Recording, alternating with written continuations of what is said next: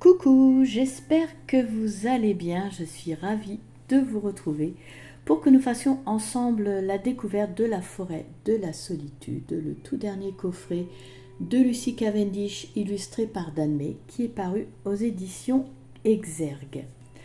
Alors je vous l'accorde quand au départ on lit le titre du coffret, on se dit oh là ça va pas être super jovial et tout. Mais bon, en fait, quand après on étudie le livret d'accompagnement, bon, ben, on se rend compte que ça va permettre de faire un chouette travail sur nous qui va être vraiment bénéfique. Et puis alors en plus, quand on regarde les cartes, voilà, elles sont juste magnifiques, elles nous embarquent complètement ailleurs. Donc voilà, donc très joli coffret. On va regarder d'ailleurs de quoi il est composé à l'arrière. Comme d'habitude, je ne vous dis pas le résumé, parce qu'on va plutôt garder du temps pour découvrir le livret explicatif qui est vraiment assez riche en informations. Donc à l'intérieur, vous allez avoir un livret d'accompagnement de 100 pages, 45 cartes et un pochon satiné de couleur marron pour ranger vos cartes. En ce qui concerne son prix, il est de 27 euros. Allez, on découvre l'intérieur. Donc l'intérieur est de couleur marron, des tons automnales. Voilà. Donc, on est en plein dans la période, donc parfait. Bonne synchronisation des choses. Donc en premier, le livret, pour bien comprendre le but de ce coffret. Donc je vous disais 100 pages, ça n'a pas l'air comme ça épais, plein d'informations, mais en fait, ben si, je vais essayer de bien résumer. Parce qu'en fait, je vais vous montrer, ce n'est qu'à partir de la 50e page, donc la moitié du livret, qu'on arrive aux cartes et à la signification donc, de ces dernières. Donc quand même pas mal de choses à dire pour ce jeu. Allez, on parcourt l'intérieur, pas trop perdre de temps. Donc là, on a une petite dédicace. Donc pour tous les voyageurs solitaires, merci à Dan May, travailler avec son art créatif s'est révélé un merveilleux voyage curatif. Contempler la beauté et l'intensité émotionnelle a facilité ma route. Et encore une fois, mille merci à Tony Carmine Salerno pour son cadeau d'opportunité. Alors Tony Carmine Salerno, qu'on ne présente plus, enfin surtout si vous êtes habitué à utiliser des cartes ou même si vous le connaissez, il fait de magnifiques peintures, c'est un artiste très connecté. Voilà. Et puis pour celles et ceux qui ne le connaissent pas, je vous invite vraiment à voir qui il est et le travail qu'il effectue. C'est vraiment magnifique. Ensuite, nous arrivons au sommaire. Alors le bémol, c'est qu'il est en noir et blanc, ce livret. Et c'est dommage parce que les illustrations sont vraiment très très belles avec les couleurs. Donc là, que ce soit en noir et blanc, ça rend pas vraiment pareil. Voilà. Ouais, c'est dommage. Donc le sommaire, la suite. Une citation. Alors, vous allez voir, il y a pas mal de citations à l'intérieur du livret. Je ne vais pas vous les lire, je vous laisserai les découvrir. C'est encore mieux. Bon, quoique la première va donner le ton quand même du coffret, donc je vais prendre un petit peu de temps. Nous devons être si seuls, si totalement seuls, que nous nous retirons au plus profond de nous-mêmes. C'est un chemin d'amère souffrance, mais lorsque nous surmontons notre solitude, nous ne sommes plus seuls, car nous constatons que notre moi, le plus profond, est l'esprit, Dieu l'indivisible. Et soudain, nous nous retrouvons au cœur du monde sans être troublés par sa multiplicité. Nous savons au plus profond de notre âme que nous ne faisons qu'un avec tout être. Donc une citation d'Hermann Hesse. Voilà. Ensuite, nous arrivons à l'introduction. Bienvenue dans la forêt de la solitude. Donc on voit ici que notre culture nous apprend à fonder une famille, tisser des liens amicaux, nous rassembler, etc.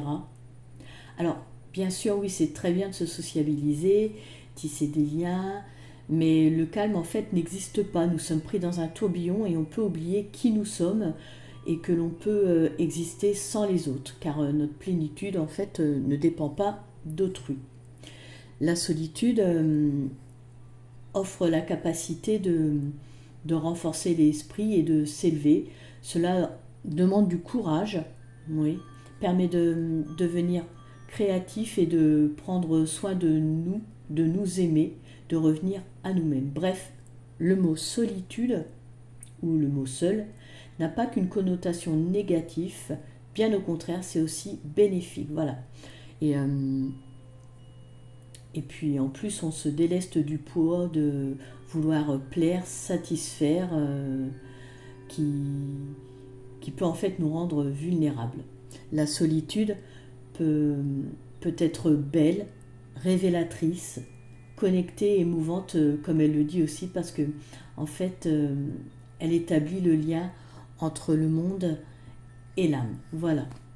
Et donc, elle le dit ici, si jamais ça fait longtemps que vous ne vous êtes pas retrouvé avec vous-même, connecté, et que pour vous, être seul signifie être oublié ou abandonné, en fait, cet oracle est fait pour vous. Il vous fera découvrir les cadeaux, la beauté et les joies de la solitude. Vous apprendrez en fait à vous connaître, à aspirer au changement, à guérir et puis du coup à grandir et évoluer dans ces moments qui sont hors du temps, spécialement pour vous. Voilà. Vous voyez ici encore une citation. Voilà. Il y en a même une aussi ici. Pour ça, je vous dis, je ne vais pas toutes vous les lire parce qu'il y en a vraiment pas mal. Ensuite, donc par ici, on en vient à la vérité inéluctable que oui, on a tous besoin de tisser des liens de parenté, des connexions avec des êtres qui nous ressemblent. Après, il arrive que certaines ne se sentent pas à l'aise avec leur famille de sang et vont rechercher leur âme sœur qui vont devenir leur nouvelle famille. Et lorsque cela est difficile à vivre, alors cette solitude, comme l'univers fait bien les choses, eh bien en fait il va vous fournir un témoin dont la mission est de vous accompagner, de veiller sur vous dans cette vie et dans les autres, et de vous envoyer des messages, des guides, des compagnons lors de ces grands moments de solitude. Et du coup, on en arrive naturellement à ce paragraphe, découvrir sa famille d'âme. Voilà. Alors, on voit que de nos jours, la notion de communauté diffère de celle d'autrefois. Avant, on recevait des enseignements, on recevait la sagesse d'un aîné au sein d'un clan, ou en se retirant, en s'isolant dans la nature pour communier avec elle et retrouver son véritable moi, un peu comme les ermites. Et elle explique que ce pèlerinage, le fait de tirer des enseignements, peut se faire justement avec cet oracle. Voilà l'utilité de cet oracle. Et ici, là, on a un paragraphe sur l'isolement perçu comme une sanction. Alors, elle explique qu'ici, la solitude diffère de l'isolement. Nous choisissons délibérément la compagnie de notre âme pour en fait mieux nous connaître, nous apaiser, nous réparer. Voilà, on en a déjà parlé, mais la solitude, c'est pas forcément négatif, bien au contraire. Et pour terminer, alors non, pas tout à fait en fait, on va parler des sorcières solitaires. Alors, vous allez voir pourquoi elle en vient aux sorcières solitaires. Donc les sorcières solitaires qui, comme en fait les magiciens ou les druides aussi, cherchaient la solitude pour travailler, pratiquer seul de façon autonome, pour très certainement protéger et assurer la sécurité de leur savoir et de leur rituel, et aussi pour se connecter plus profondément. C'est important cette solitude. Mais, et pourtant, elles aussi faisaient partie d'un clan familial dans lequel elles puisaient justement leur force et avec, avec qui aussi elles tissaient des liens. Mais en fait, elles savaient que la solitude les inspirait et que c'était bénéfique. Donc c'est pour ça qu'elle nous parle des sorcières, pour en venir à ça que, voilà, même elles aussi tiraient profit de la solitude. Donc ici on a encore une citation, je vous dis, il y en a pas mal. Et là donc en fait, ici là on va vraiment clôturer. Donc là pour conclure, elle en vient en fait, et puis c'est très bien qu'elle en parle de ça parce qu'on est en plein dedans. Dans cette société, on nous enseigne à devenir dépendant professionnellement, à devenir dépendant du gouvernement, des institutions, de l'informatique, voilà, où on perd aussi le fait qu'on perd aussi de plus en plus nos villages, où nos cercles familiaux sont aussi plus limités, ils sont plus facilement brisés, et nos amitiés peuvent être superficielles et éphémères avec les réseaux sociaux. Ça fait un peu sombre hein, quand je dis ça, mais c'est tellement vrai. Et donc, en fait, il est sage de développer le sentiment que ces heures consacrées à la solitude sont pertinentes et susceptibles justement d'apporter réconfort et résilience, et de créer un sens par rapport à ce lien qui ne dépend plus de la présence d'autrui. Voilà. Alors, attention, bien sûr, en aucun cas il n'est dit de ne pas profiter de ses proches, de sa famille ou de ses amis, mais qu'en fait, lorsqu'on ressent l'appel de la solitude, il ne faut pas hésiter, il faut vivre vraiment cela pleinement, parce que c'est toujours enrichissant, c'est jamais pour rien. Voilà. Donc là, nous arrivons à comment travailler avec les cartes. Donc, ici, c'est toujours une partie intéressante à lire, que l'on sache pratiquer ou non. Voilà, on peut toujours s'enrichir des méthodes pratiquées par les autres. Et puis pour les débutants, cela donne des bases. Alors, on va voir là les pages suivantes, donc comment bénir ses cartes, que faire avant un tirage, comment mélanger les cartes.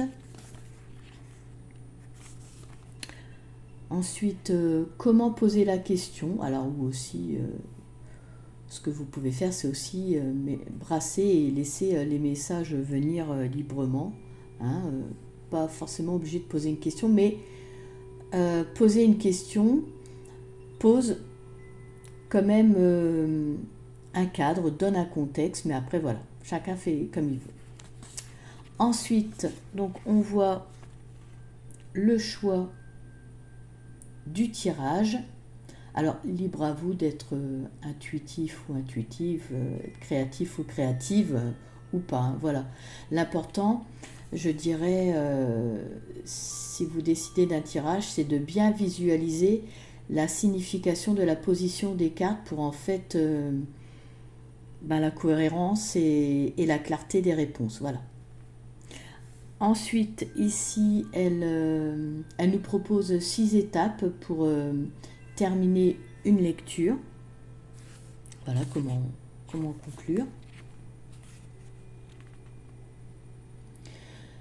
Et elle nous conseille également de tenir un journal. Voilà, et c'est vrai que parfois on peut faire un tirage et ne pas comprendre la signification des cartes tout de suite. Donc c'est bien de noter, comme ça après vous pouvez revenir dessus et puis ça peut vous permettre de comprendre des choses.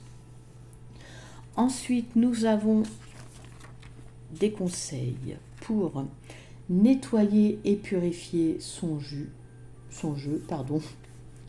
Elle nous parle aussi. Donc vous voyez, elle vous donne des méthodes: la fumée, le sel, le clair de nuit, la réinitialisation, le son, la nature, voilà. Alors ensuite, elle nous parle donc des cartes sauteuses et leur importance. comment interpréter les cartes inversées. Et enfin, nous arrivons au tirage. Alors, elle nous en propose 4. On va commencer par le premier, la carte du jour. Voilà, donc donne les énergies du jour, sur quoi travailler, méditer, se concentrer et s'orienter. Ensuite, nous avons le tirage de la triple connaissance à 3 cartes. Donc là, en fait, on explore la trinité des dimensions du temps, le passé, présent, futur. Et ici, elle développe donc la signification des emplacements des 3 cartes. Voilà. Donc pas de, j'allais dire, pas de schéma des tirages, sauf ici, donc là, le tirage de la croix celtique, qui en fait est une variation de l'auteur. Voilà, et du coup, comme c'est une variation de sa part, elle donne la signification de chaque emplacement. Et le dernier tirage, le chemin voyage au cœur de la solitude, donc qui est à 11 cartes, hein, un tirage assez conséquent. Donc en fait, celui-ci, donc même si vous n'avez pas de schéma, en fait c'est un tirage circulaire tel le tirage de la roue de l'année. Voilà. Et ensuite, donc là, vous voyez, elle vous donne aussi la signification de l'emplacement de chaque carte. Et on conclut, avant d'arriver aux cartes, il me semble, oui, elle nous délivre un petit message. Voilà. Donc, signification des cartes. Là, pour chaque carte, nous avons une représentation miniature en noir et blanc, le nom et le numéro de la carte, et avec un texte explicatif. Donc, tout ça pour chaque carte. Et à la fin, nous avons un à propos de l'auteur, donc Lucy Cavendish, avec l'adresse de son site, et un à propos de l'artiste, Dan May. Voilà pour le livret. Allez, on va pouvoir regarder les cartes maintenant, parce que c'est ça qui nous intéresse aussi. Donc le petit pochon satiné de couleur marron.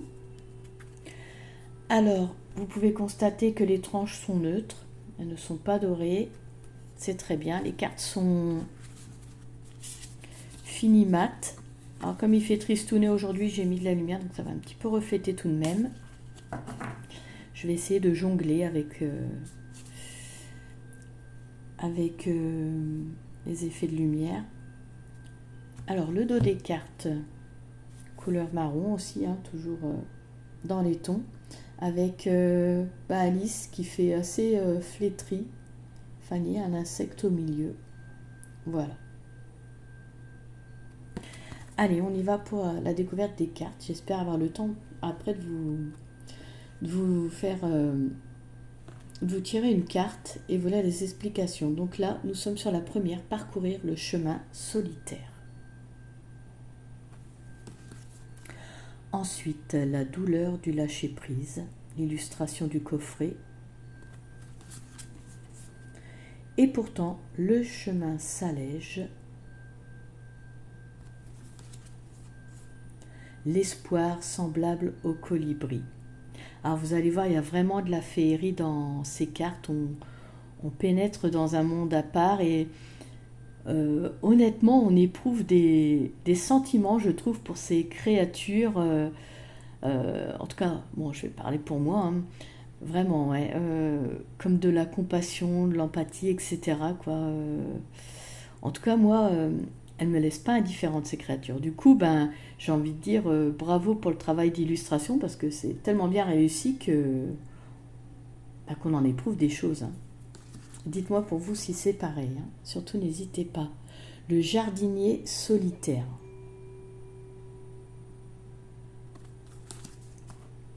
Boire à son puits, arroser son jardin.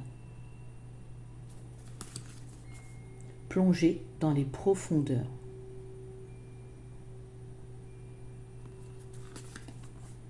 veiller sur soi-même.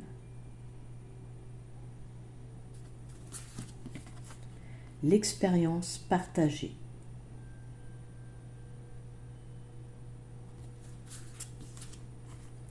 La communion d'âmes bienveillantes. Oh, elles sont toutes plus belles les unes que les autres. Sa petite île.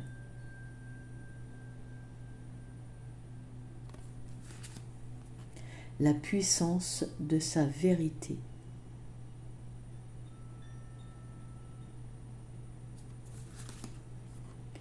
L'amour annihile la distance. Avec une libellule, forcément, je suis obligée de la remarquer, en même temps on la voit bien. La détresse du voyageur. Le guide de sa lumière intérieure. Le temps de la guérison.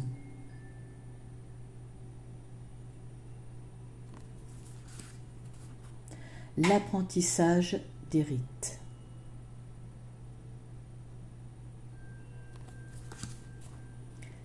La bénédiction la plus infime.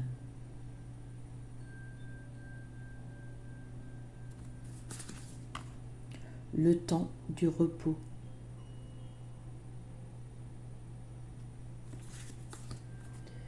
Une assemblée bienheureuse.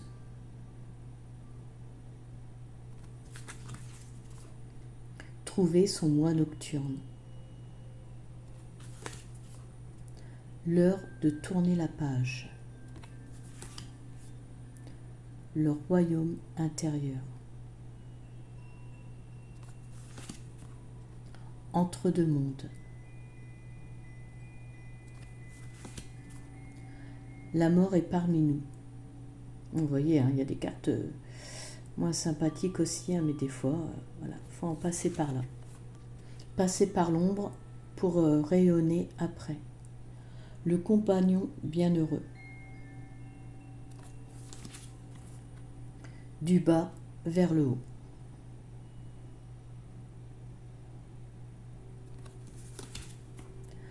Quand tout semble terminé.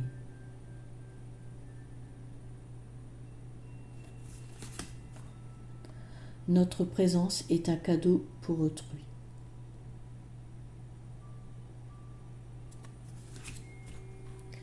Un moment de partage.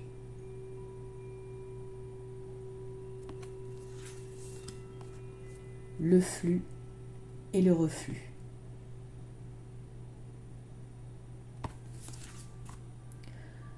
Les dons du chemin solitaire. Le retour des mois égarés.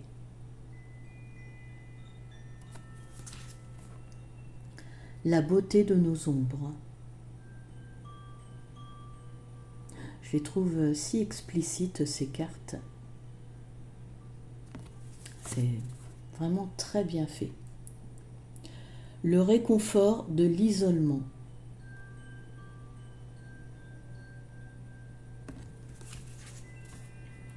La douce approche de la vérité. Honorer ces jours sacrés.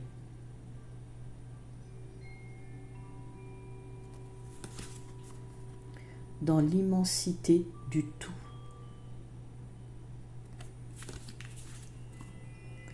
La nuit accroît-elle la solitude?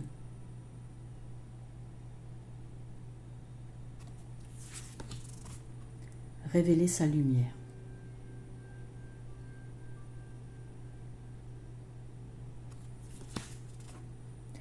La prise de conscience.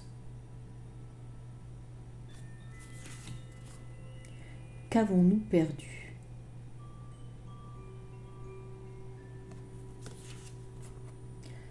La fin qui ouvre la voie au commencement.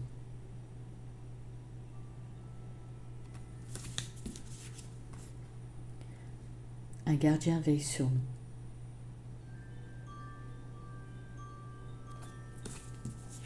Et la dernière, l'accueil.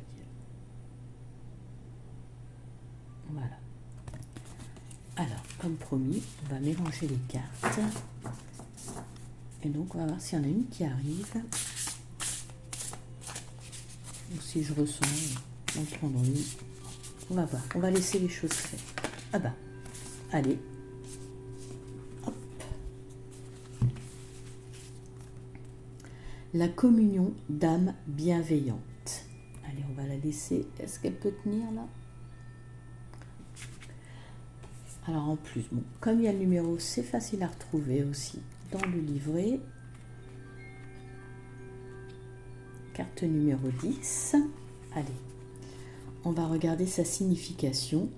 Donc, la véritable communion survient lorsque deux êtres qui, autrefois, se sentaient étrangers l'un à l'autre, se connectent grâce au plaisir simple et chaleureux qui jaillit entre eux. Les âmes qui grandissent dans la solitude aspirent à ces liens. Aujourd'hui, ce lien vous est offert. L'affinité est profonde. Elle se crée à travers ce qui est partagé sans être exprimé, se comprend sans être exprimé, se voit sans être exposé. La part humaine de chacun a trouvé chez l'autre un espace sûr. Nourrissez et prenez soin de ce cadeau dans le respect et la bienveillance et autorisez-vous ensemble à vivre la liberté. Avec le temps, observez ce qui se tisse entre vos âmes. Pour l'heure, savourez le bonheur de cette communion. Voilà. Hop. Eh bien, écoutez, cette vidéo touche à sa fin. J'espère qu'elle vous aura plu. N'hésitez pas à liker, à me faire part de vos ressentis. Généralement, je réponds toujours aux commentaires. Je vous invite également à vous abonner si ce n'est pas fait et à activer la cloche pour recevoir toutes les notifications et ne pas rater mes prochaines vidéos. Pour ma part, je vous remercie de m'avoir suivi. Je vous remercie également si vous faites partie de ma petite communauté. Je vous souhaite le bonheur, la sérénité, l'harmonie et la lumière dans votre vie. Prenez soin de vous et je vous dis à très bientôt.